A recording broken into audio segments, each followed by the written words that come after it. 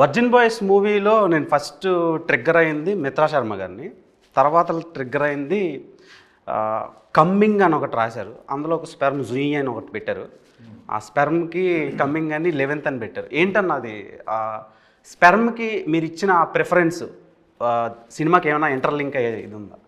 అదే virgin boys frustration ఉంటుంది కదా, మరి అదంతా థియేటర్లో కమ్మింగ్ అవ్వాలి కదా, మరి డేట్ వచ్చింది కదా 11th కొత్త జన్మ బయటకు వస్తున్నట్టు తెలుగు ఇండస్ట్రీలో ఒక కొత్త సినిమా జన్మ వర్జిన్ బాయ్స్ రిలీఫ్ అవుతున్నట్టు. ఓకే, అంటే థియేటర్లో బయటకు వస్తుందంటే నాకు వేరేలా థియేటర్లో బయట దాచుకోండి, ఇంటికి సేఫ్గా వెళ్ళండి, ఎక్కడ ఆగొద్దు, ఏ షాపుల దగ్గర మెడికల్ షాపుల దగ్గర గట్రా సీదా ఇంటికి వెళ్ళండి, తొక్కిసలాట్ చేసుకోవద్దు.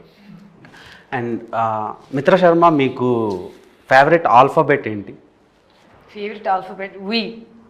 నాకు ఎం, బికాస్ ఆఫ్ అది మిత్రా శర్మ పేరు ఎంతో స్టార్ట్ అవుతుంది కదా. క్రింజ్ రాజాని పెట్టాలి. కాదు కాదు, సినిమాలో స్కేల్తో కొలుస్తారు కదా, ఇట్ సైజ్ మ్యాటర్సా లేదంటే దాని అర్థం? అదే సినిమాలో ఏదో మెజర్ చేస్తున్నారు, ఎలా ఎలా గ్రోత్ ఏమనుకున్నారు మీరేమనుకున్నారు? అదే అనుకుంటున్నారు. చెప్పండి దానికి. చేసినాడు ఈయన అడగండి. అదే సార్, ఏంటి మెజర్ సైజ్ మ్యాటర్సా మీ దృష్టిలో? Yeah, of course. మీరు గీతానంద్ గారు కోర్స్ ఇట్ మ్యాటర్స్. కాదని చెప్పే వాళ్ళందరూ అబద్ధాలు చెప్తున్నారు.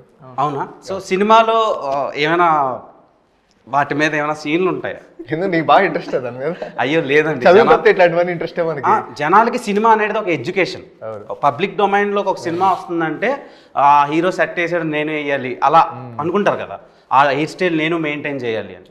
So what made you choose virgin boys అంటే గీతానంద్ ఏం చెప్తాడు? అంటే చాలా వర్సటైలిటీ ఉన్న క్యారెక్టర్. సో ఒక వర్జిన్ బాయ్గా స్టార్ట్ అయ్యి ఒక జెంటిల్మెన్ ఎలా అవుతాడు అనే దాంట్లో మధ్యలో ఏం పంచాయతీలు ఉంటే నీకు తెలియదులే. నువ్వు వర్జిన్ నువ్వు సాయి కదా, నువ్వు సాయి అనేది ఒక ట్రెండ్ అవుతూ ఉంటుంది కదా, ఈయన ట్రెండ్ స్టార్ట్ చేసింది ఇన్స్టాగ్రామ్లో. సో మిత్రా శర్మ గారితో మాట్లాడాలంటేనే మాకు వణుకు, అలాంటిది రొమాన్స్ చేయాలని రొమాంటిక్ సీన్స్ వచ్చినప్పుడు మీరు ఎలా వర్క్షాప్స్ ఏమైనా చేశారా లేదంటే డైరెక్ట్? వర్క్షాప్స్ ఏం చేయలేదు. మిగతా సీన్లన్నీ వర్క్షాప్స్ చేశాం, కానీ ఇక్కడ వర్క్షాప్ చేస్తే బాగుండదు, డైరెక్ట్గా single టేక్లే. Okay.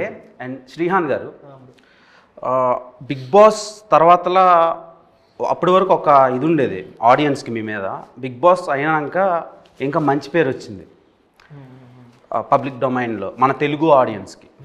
So virgin బాయ్స్లో డిండు character, డుండి character ఎంత చాలా బోల్డ్గా ఉంది, బట్టలన్నీ లేకుండా షేవింగ్ తీసేసి అదొక డిఫరెంట్ కైండ్ ఆఫ్ రోల్లా అనిపించింది ఇప్పటి వరకు చూసిన తెలుగు ఫిలిమ్స్ నుంచి వచ్చిన రోల్స్లో కంపేర్ చేస్తే. సో ఆ రోల్ చూసి సిరి ఏమన్నారు? సిరి అయితే గడ్డంతో గడ్డం లేకుండా చూడడానికి ఇష్టపడలేదు ఫస్ట్ అయితే. ఓకే. తర్వాత అలవాటు అయిపోయింది తనకు కూడా చూసి.